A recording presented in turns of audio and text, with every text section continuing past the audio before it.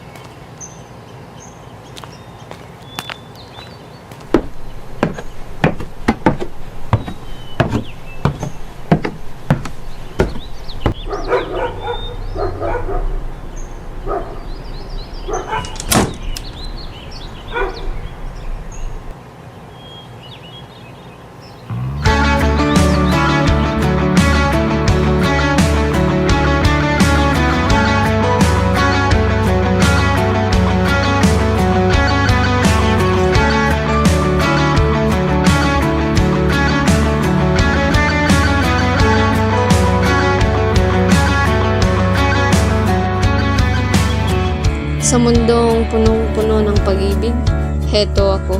Umiibig din, lahat ay nagmamahal, lahat ay may sariling buhay, at ako rin.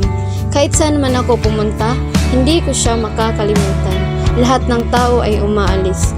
Iniwan din tayo sa huli, pero ako, umaasa. Naghihintay na may taong tunay na magmamahal sa akin, at hindi ako iiwan. Umaasa akong mamahalin din niya ako. Mula pa nung elementary ako, second lang ang lalaking nakapukaw ng aking tingin. Siya lang at wala ng iba.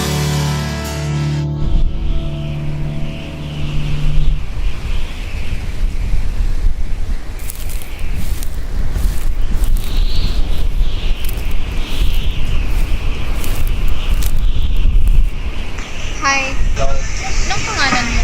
ako nga pala si Ken. Pwede manghingi ng FB account mo? Oo, pwede naman. Sige po, thank you.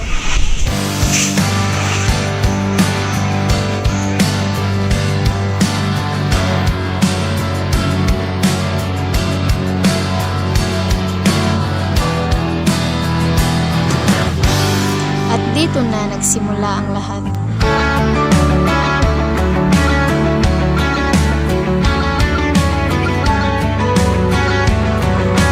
Makalipas ang 3 buwan, naging kami na.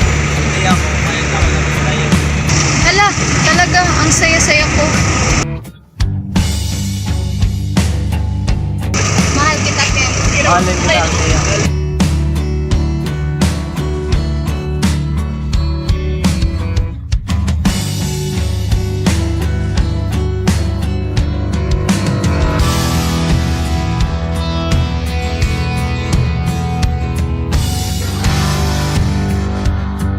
Masaya kami sa loob ng 6 na buwan. Pero doon lang pala titigil ang lahat.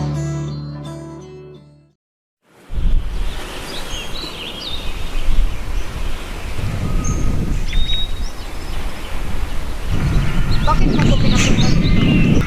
Maghiwalay na tayo. Tia, sorry.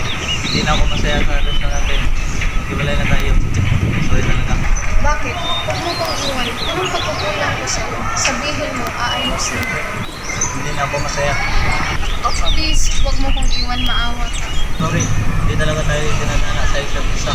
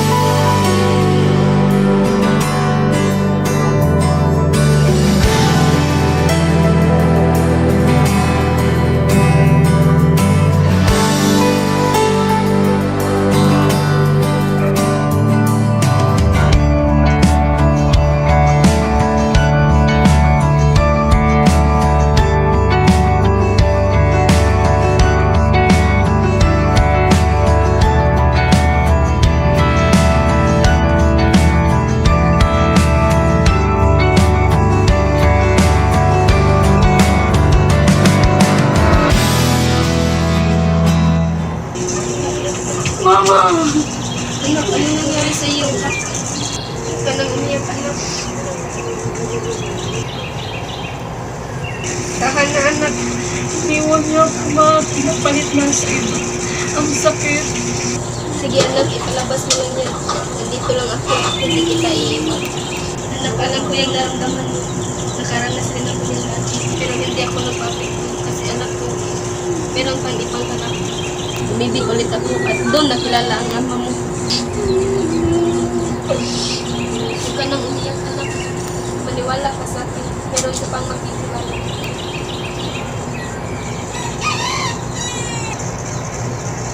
Huwag ka nang umiyak ha. Ngiti na. Salamat ina, nandyan ka para sa akin. Kapag may problema ka, nandito lang ako. Salamat sa aking ina.